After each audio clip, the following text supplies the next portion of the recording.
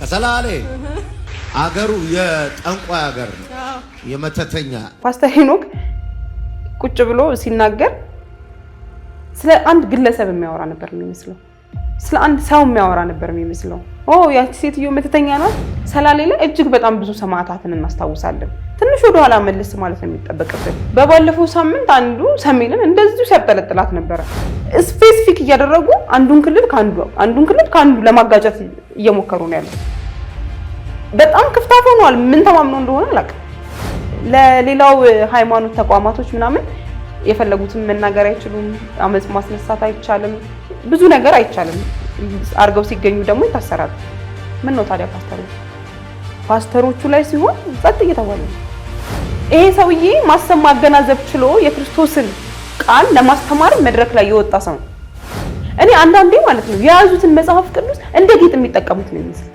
የሚያነቡት አይመስለኝም እናንተ የምታወጡት ቃል የእግዚአብሔር ቃሉ ነው የሚመስለው በጣም ብዙ ሰው ምን ያወራችሁ እንደሆነ ሁሉ አያዳምጥም ለአሜን ሲጣደፍ አንብቡ በማንበብ በጣም ብዙ ነገር ይገኛል የያዛችሁትን መጽሐፍ ቅዱስ እንደ ጌጥ ሳይሆን እንደው ለማስተማር ያደርጉ ከጌጥነት ባለፈ አንብቡት እናንተ ሰላም የሆነ ኑሮ ብንኖር እናቶቻችን የተረጋጋ ህይወት ቢኖሩ በጣም ደስ ይለኛል ልጆቻችን ተስፋ ያላት ሀገር ላይ ቢኖሩ እጅግ በጣም ደስ ይለኛል ግን ኢትዮጵያዊነት ዝቅ ብሎ በህይወተኝነት በነገሰበት ወቅት ላይ እንደዚህ አይነት ነገር ደግሞ ለመፈጠሩ ምንም ዋስትና የለም የምር ምንም ዋስትና የለም ማባካችሁ በቃ የሚመለከታችሁ አካል ዝም አትበሉ ወገን እየሞተ ነው ወገን እየተራበ ነው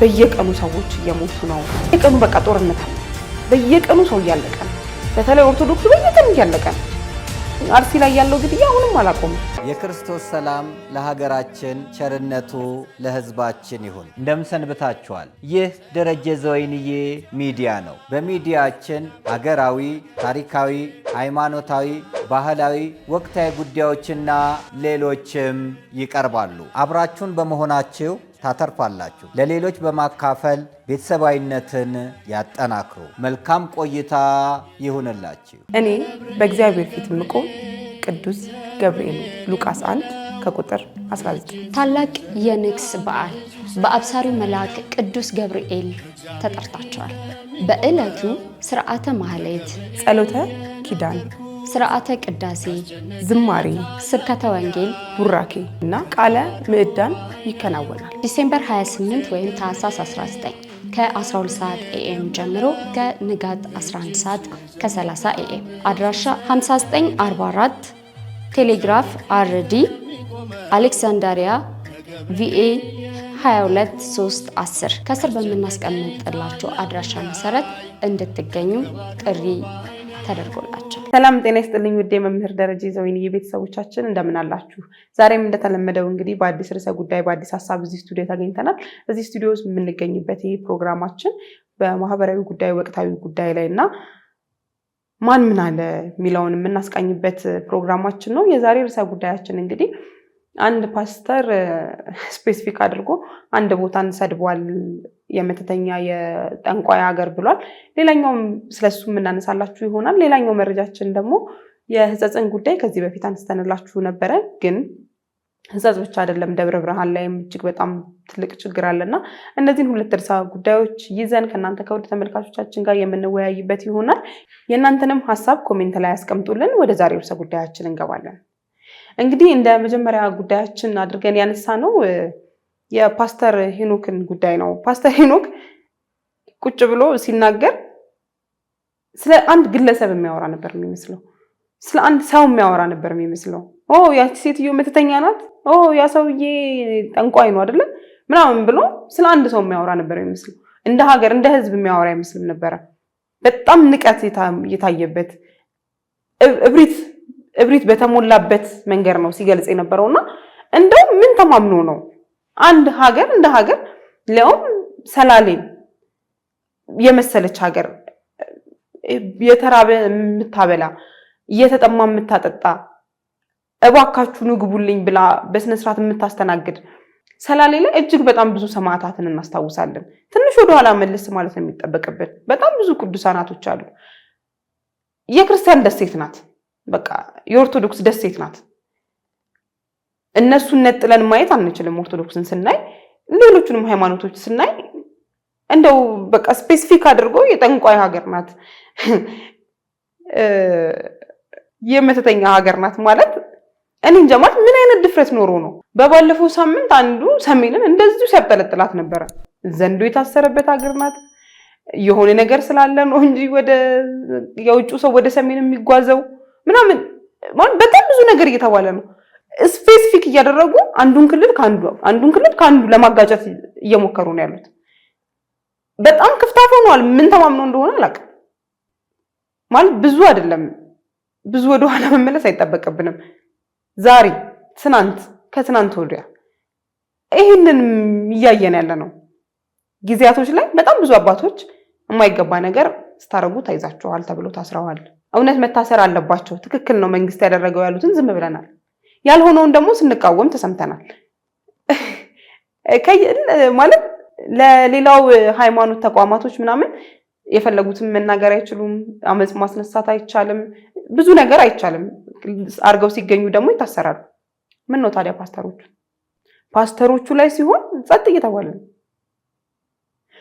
ፓስተር ሄኖክ ወጥቶ ይቅርታ ጠይቋል። አሁን ያለው አሜሪካ ነው። ወጥቶ ይቅርታ ጠይቋል። እኔ በበኩሌ ከጠየቃችሁ ይቅርታ ያለበትን መንገድ አልወደድኩትም። ቲክቶክ ላይ አንድ ተቆርጦ የተላለፈ ቪዲዮ ነበረ ግን ከሰላሌ ከዚህ በፊት መስክሬ ነበር።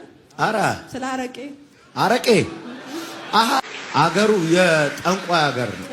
የመተተኛ እና ከጎን ያው 300 እንጀራ ምናምን ሸጣኔ ቁጭ ብዬ እነሱን ሂሳብ ነው የምሰራው። ነይ እኔ ለማለት የፈለኩት እንደዛ አይደለም። መተን እናወራለን። የሚመለከተውንም አካል ይቅርታ ጠይቃለሁ ነው ያለው። እንደዚህ አይነት ጉዳይ በይቅርታ መታለፍ አለ። እኔ ልጅ አይደለም ይሄንን ነገር ከሰበርክ እጅ ሊቆርጥ ይችላል። ስለዚህ ነገር እንዳትሰብር አይደለም ማለት ስለ ብርጭቆ ምናምን አይደለም የምናወራው፣ ስለ ሰው ልጅ ነው። ይሄ ሰውዬ ማሰብ ማገናዘብ ችሎ የክርስቶስን ቃል ለማስተማር መድረክ ላይ የወጣ ሰው፣ ክርስቶሳዊነትን እየሰበከ ያለ ሰው ስለሚያወራው ነገር አይጠነቀቅም። መጽሐፍ ቅዱሱን ሲያነበው ሰዎችን በደቦ ፈርጁ ይላል። እኔ አንዳንዴ ማለት ነው የያዙትን መጽሐፍ ቅዱስ እንደ ጌጥ የሚጠቀሙት ነው ይመስል የሚያነቡት አይመስለኝም። እንዴ እናውራ እኮ ከተባለ መተት ውስጥ ጥንቁልና ውስጥ እናንተ ጋር እንደ ያለው ማለት አትቀስቅሱን፣ እንድናወራ አታድርጉን። 5 ሚሊዮን 6 ሚሊዮን ፈጣሪ ያስገባልሃል እንደዚህ ነው እያላችሁ መተቱንም ጥንቁልናውንም ባድዋው እየሰራችሁ ያላችሁት እናንተ አይደላችሁ ነው። የእናንተ ጉዳይ እንዲሸፈን ሌላው በየክልሉ ጠንቋይና መተተኛ እየተባለ መጠራት አለበት። ወገን እየተሳሰብን እንጂ ታውት ማለት በቃ ታውንና ትምህርታችሁን ብቻ አስተምሩ። መጽሐፍ ቅዱሳችሁ የሚያዘውን ብቻ አስተምሩ። እሱን ብቻ አድርጉ። ከዛ ሰው ይፍረድ። አሃ ይሄ ቦታ የመተተኛ ቦታ ነው፣ አሃ ይሄ ቦታ ጥንቁልና የበዛበት ቦታ ነው እያለ ሰው ፈርዶ ሰው ለማስተካከል ይሞክር። እናንተ የሚጠበቅባችሁ ማስተማር ነው። አስተምሩ፣ አታባሉን። እናንተን ተከትሎ በጣም ብዙ አሜን የሚል ሰው አለ። እናንተን ተከትሎ ሄዶ የሚሳደብ ሰው አለ። ተመሪው መሪውን ነው የሚመስለው። የምትመሩት ሰው እናንተን ነው የሚመስለው። እናንተ የምታወጡት ቃል የእግዚአብሔር ቃሉ ነው የሚመስለው። በጣም ብዙ ሰው ምን እያወራችሁ እንደሆነ ሁላ አያዳምጥም። ለአሜን ሲጣደፍ አዎ ለማለት ሲጣደፍ ምን እንዳልከው ሁላ አልሰማህም። በእርግጠኝነት እቺ ሴትዮ አዎ ስትል ምን እንዳልካት ሁላ አልገባትም ነበር። እርግጠኛ ነኝ። ምክንያቱም አንድ የሚያስብ ጭንቅላት ያለው ሰው የተማረ የሚባል ሰው ለያውም መጽሐፍ ቅዱስን አጠና የተባለ ሰው እንደዚህ አይነት ነገር ሲናገር እኔ እንጃ ለሰሚም ይከብዳል እኮ። እውነት አንተ ራሱ መልሰህ ቪዲዮውን ስታዩ ምን ሆኜ ነው አላልክም? አሜን አዎ ባዮቹስ ምን ሆነን ነው አላላችሁ? እኛስ ምን እያደረግን ነው ብላችሁ አልጠየቃችሁ? ተውን። በጣም ብዙ የሚያስጨንቀን ነገር አለ አሁን ላይ በእውነት ከእናንተ ጋር ሰጣ ገባ ውስጥ የምንገባበት ሰዓት ላይ አይደለም። አንተ ተናገርክ፣ ወጣክ፣ ወደምትሄድበት ሄድክ።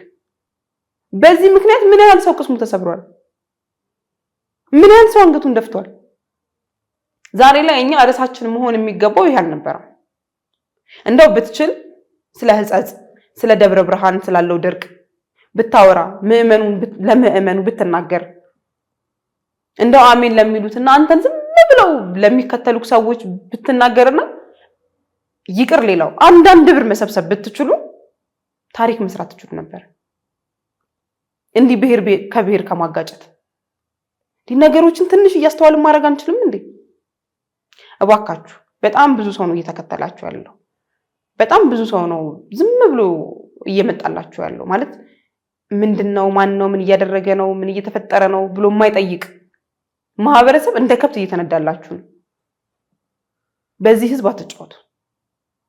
ሌላው ቢቀር እንደ ውጪውን ማክበር ባትችሉ የራሳችሁን ምዕመን አክብሩ። እዛ ጋር ስለ ክርስቶስ ቃል ሊማር እንጂ ስለ መተት ሊማር አልመጣም አይመጣም። የምታረጉትን እያንዳንዱን ነገር በማስተዋል አድርጉት። ትንሽ መጽሐፍ ማንበብ ትንሽ በቃ ሰላሌ ላይ ምን አለ፣ ወደ ሰሜኑ ምን አለ፣ ኢትዮጵያ ምን አላት የሚለውን ትንሽ ማሰብ ነው። በቃ ትንሽ ማሰብ ትንሽ ማንበብ። እንዴ የስከው እኮ እጅ ላይ ያለው ስልክ እኮ በጣም ብዙ መረጃዎች ይሰጣል። አንብቡ። በማንበብ በጣም ብዙ ነገር ይገኛል። የያዛችሁትን መጽሐፍ ቅዱስ እንደ ጌጥ ሳይሆን እንደው ለማስተማሪያ አድርጉት። ከጌጥነት ባለፈ አንብቡት እናንተ። ከዚህ በላይ ምንም ማለት አልፈልግም። እንደው እኔ ይቅርታ ያለበትን መንገድ ብዙ ስላልወደድኩት ነው። ትዕቢተኝነቱንም ጭምር ነው ያየሁት። ይቅርታው ላይ ይቅርታ ጠይቋል፣ ግን በቃ ይቅርታውም ትዕቢተኝነት የተሞላ ነው። በቃ አስቀይም ያለው እንደዚህ አድርግ ያለሁኝ ምናምን ብሎ የነበረውን ነገር ከማብራራት ይልቅ በቃ ስመጣ ይቅርታ ጠይቃለሁ አሁን አሜሪካ ነው ያለሁት አይነት እንድምታ የያዘ ቪዲዮ ነው የለቀቀው። ይህንን ቪዲዮ ለእናንተም እናሳያችኋለን ቀንጨብ አድርገን። ሰላም እንዴት አላችሁ ውድ ኢትዮጵያውያን፣ ስፔሻሊ የፍቼ ሰላሌ አካባቢ ሰዎች፣ ዛሬ በዚህ የይቅርታ ቪዲዮ በፊታችሁ መጥቻለሁ። ሌሊቱን እኔ ከኢትዮጵያ ተነስቼ ወደ አሜሪካን ሀገር ለአገልግሎት እየመጣው ነበር። አየር ላይ ያለው በሶሻል ሚዲያ በተለያዩ ዜናዎች አንድ የተቆረጠ አጭር የኔ ንግግር የፍቼ ሰላሌን ህዝብ እንደምጠላ አይነት ትርጉም ይዞ ብዙዎች ጋር ደርሶ አይቻለው። ለዚህ ንግግሬ ይቅርታ ለመጠየቅ ነው በፊታችሁ ያለሁት። በጣም በዛ አካባቢ ላለ ሰዎች ጠቅላላ እንዲሁም ለመላው የኢትዮጵያ ህዝብ ፍቅርና አክብሮት ኖሮኝ ነው ማገለግለው። በማገለግልበትም ቤተክርስቲያን የተለየ የብሔር የተለየ የአንድ ጎሳ ግሩፕ የለም። ፊታችኋለሁ። ይቅርታዬን እንድትቀበሉኝ በጌታ ፍቅር ጠይቃችኋለሁ። ከልቤ ወዳችኋለሁ፣ አከብራችኋለሁ።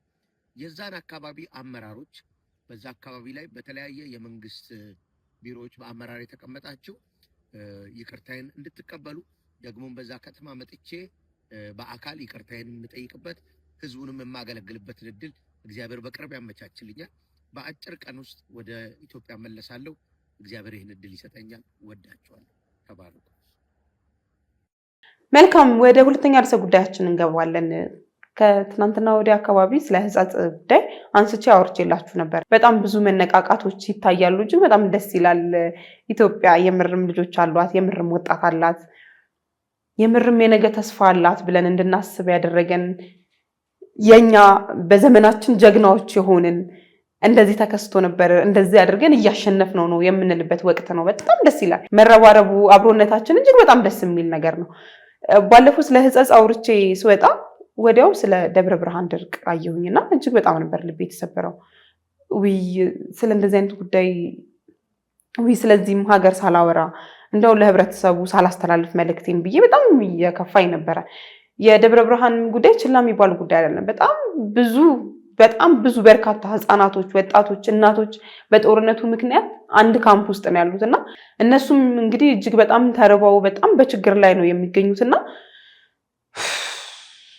ባለፈውም ለመጥቀስ ሞክሬ ነበረ። እያንዳንዱ የሀገራችን ክፍል ሁሉም ማለት የነሱ ገኖ ወጣ፣ የህጻጽ ገኖ ወጣ፣ የደብረ ብርሃኑ ገኖ ወጣ። ግን ሁላችንም በቃ ሁሉም ሰው ቁርስ ደግሞ በልቶ ምሳ የማይደግምበት ወቅት ላይ ነው ያለነው። በቃ እጅግ በጣም እንደ ሀገር ተርበናል። እነዚህ ድርቆች አማራ ክልልና ትግራይ ላይ ብቻ ገብተው ይቆማሉ ብዬ አላስብም። ወደ ሌሎች ወደ ሁሉም ክልሎች የሚገቡና እንደ ሀገር በጣም አጣብቂኝ ውስጥ የምንገባበት ጊዜ ነው ብዬ ነው የማስበው።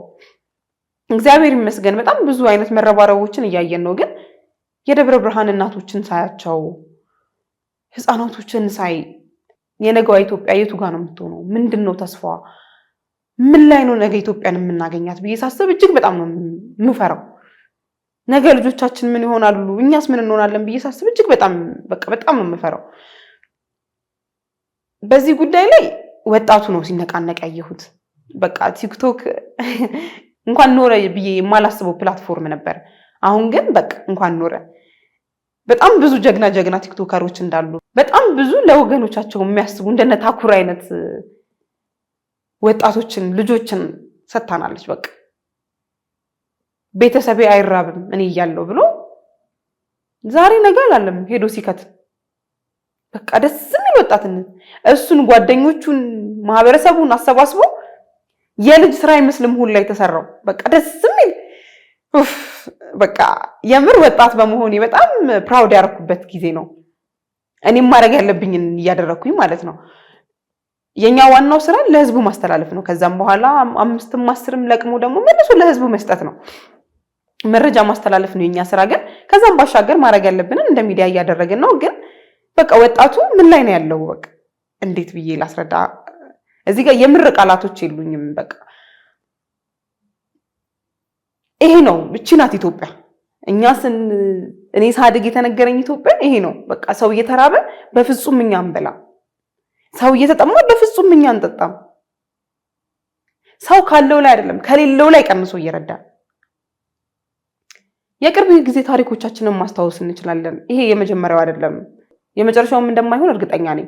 እንደው በቃ ቢሆን ቢሳካልን የመጨረሻችን ሆኖ ኢትዮጵያ እንደዚህ አይነት ችግሮችን አልፋ አሁን እንደዚህ አይነት ቦታ ላይ ነው ያለችው ብለን ብናወራ ደስ ይለኛል።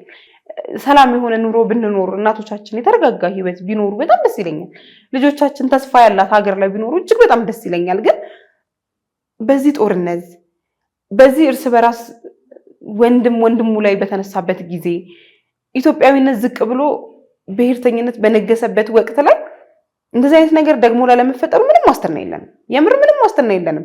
ትናንት ትግራይ ነበር፣ ዛሬ የአማራ ክልል ላይ ነው፣ ነገ የትኛው ክልል ላይ እንደሚሆን አናውቅም።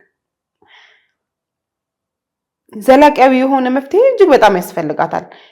አንድ ባልደረባዬም ሲያነሳ ነበረ ቤተክርስቲያን በጣም ብዙ ንብረቶች አሏትና እንደው ለሰሜኑ ክልል ብትደርስለት፣ ለትግራይም ለደብረ ብርሃንም እንደው ለተጎዳው ክልል ሄዳ ብትደርስ፣ መርዳት ያለባትን ብትረዳ፣ መንግስትም የሚመለከተውን ቢያደርግ፣ ያሁኑ የመረባረቡ እንደው የስሜት የወጣትነት ያላችንን ነገር በቃ ሰብስበን ይዘን እየሄድን እየሰጠን ካለችን ላይ እያደረግን ነው። ግን የሚያስፈልጋቸው ዘላቂያዊ የሆነ መፍትሄ ነው።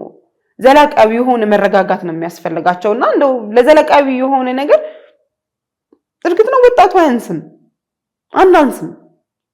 ግን መስመር ያለው ነገር የሚሆነው ደግሞ የበላይ አካላቶቻችን የሚመለከተው አካል ሲገቡበት ነውና እባካችሁ በቃ የሚመለከታችሁ አካል ዝም አትበሉ። ወገን እየሞተ ነው፣ ወገን እየተራበ ነው፣ በየቀኑ ሰዎች እየሞቱ ነው። አሁንም የተለያዩ የሀገራችን ክፍል ሰላም አይደለም። መጥቀስ እንችላለን፣ እንደዚህ ብለን መጥቀስ እንችላለን። ግን በየቀኑ በቃ ጦርነት አለ። በየቀኑ ሰው እያለቀ ነው። በተለይ ኦርቶዶክሱ በየቀኑ እያለቀ ነው። አርሲ ላይ ያለው ግድያ አሁንም አላቆመም። በነገራችን ላይ አርሲ ላይ ላለው ግድያ ፒቲሽን እየተሰባሰበ ነውና ፒቲሽን እንድትፈርሙ እንጠቆማችኋለን። በቃ በየቀኑ አጀንዳ አለን። በየቀኑ ሰው ይሞታል፣ በየቀኑ ሰው ይረግፋል። እንደ ቅጠል ነው እየረገፍን ያለ ነው። ግን አይዟችሁ ከጎናችሁ ነን የሚል መንግስት እያገኘን አይደለም። እንደው የሚመለከተው አካል መጥቶ ከጎናችሁ ነን አይዟችሁ ቢል በጣም ደስ ይለናል። ግን ደብረ ብርሃን ላይ እንግዲህ በጣም ብዙ መነቃቃትን እያየን ነው። በጣም ብዙ ሰዎች እየሄዱ እየረዱ ነው የሚገኘው። እንዳልኩት ቲክቶከሮቹን በጣም እየረዱ ነው። ዛሬ እንግዲህ ሚሊኒየም ጀርባ አንድ ትልቅ የወጣቶች ስራ እየተካሄደ ነው የሚገኘው። ከ4 ሰዓት እስከ 11 ሰዓት ተኩል ይገኛሉ። ዛሬን ነገና ከነገ ወዲያን መሰለኝ ካልተሳሳትኩኝ ይህንን 3 ቀን እንግዲህ የምትችሉትን በቃ ሁላችሁም የምትችሉትን አንድ ውሃ ለምን አይሆንም? ግማሽ ሊትር ውሃ ለምን አይሆንም? የተቀደደ ጫማም ቢሆን ለነሱ ያስፈልጋቸዋል። እነዚህ ራብ ላይ ላሉ ሰዎች ያስፈልጋቸዋልና እነዚህ ደብረ ብርሃን ወክለው እንግዲህ እቃ እያሰባሰቡ ነው የሚገኙት። ብር አይፈልጉም። የተለያዩ እቃዎችን እየሄዳችሁ ብትሰጡ ብለን ጥቆማችንን እናስተላልፋለን። በተረፈ ሁለቱም ላይ እንግዲህ እግዚአብሔር ይውረድ። በቃ ሁለቱም ክልል እየኖሩ ያሉት እንግዲህ በእግዚአብሔር ቸርነት ነው። እግዚአብሔር ይጨመርበት፣ ሁሉም ነገር ላይ እግዚአብሔር ይጨመርበት። ግን እነዚህን ወጣቶች ሳያመሰግኑ ማለፍ እግዚአብሔር ዘመናችሁን ይባርከው፣ እግዚአብሔር ልባችሁን አይቀይርባችሁ ሳንል ማለፍ ንፉግነት ነው የሚሆነው። ነገ በደንብ ተበረታተው ነገ የተሻለውን ነገር እንደሚያደርጉ እርግጠኛ ነን። የተሻለውን ነገር እንደምናደርግ እርግጠኛ ነን። ይሄ የመከነ ትውልድ የሚለውን ነገር አጥፍተን ይሄ ጀግና ትውልድ የምናስብልበት ጊዜ ሩቅ እንደማይሆን ተስፋ አለኝ። በጣም በጣም እግዚአብሔር ይስጥልኝ። እውነት ወጣት በዚህ ልክ ሲረባረብ ኢትዮጵያዊነት እንደ አዲስ ስትነግስ ማየት እጅግ በጣም ደስ ይላል። በቃ ባንዲራ ኢትዮጵያዊ ማለት በጣም ብዙ የገባው ሰው ነው ያለው። በቃ በዚህ ችግር ውስጥ ያየሁት በጣም መልካም ወጣቶች እንዳሉ ነውና እግዚአብሔር ይስጥልኝ ለማለት ነው። የዛሬ ቆይታችን እንግዲህ ይህንን ይመስል ነበረ። ሐሳብ አስተያየታችሁን ኮሜንት ላይ ያስቀምጡልን። ምን እናሻሽል፣ ምን እንቀንስ፣ የትኛው ተመችቷችኋል፣ የትኛውስ አልተመቻችሁም የሚለውን ኮሜንት ላይ ያስቀምጡልን። ከወዲሁ ስለምትሰጡን ሐሳብ እጅግ በጣም እናመሰግናለን። ሰብስክራይብ ያላደረጋችሁ እንግዲህ ሰብስክራይብ አድርጉ። ቪዲዮውን ከወደዳችሁት ደግሞ ላይክ አድርጉ። እየተከታተላችሁን ስለሆነ እጅግ በጣም እናመሰግናለን። መልካም ጊዜ። ልደተ ክርስቶስን በቅድስት ሀገር ኢየሩሳሌም።